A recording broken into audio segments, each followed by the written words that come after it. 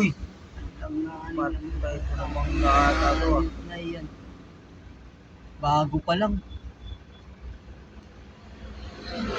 Manok. Ang daming ano niyan, daming biyo niyan. Magsad yung manok. Ilan? Uy, bumangga pala eh. Ito yung mga painante, oh.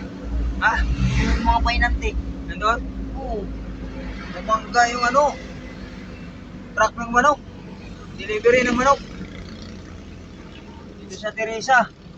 Malapit sa Villa, Sampaguita Resorts.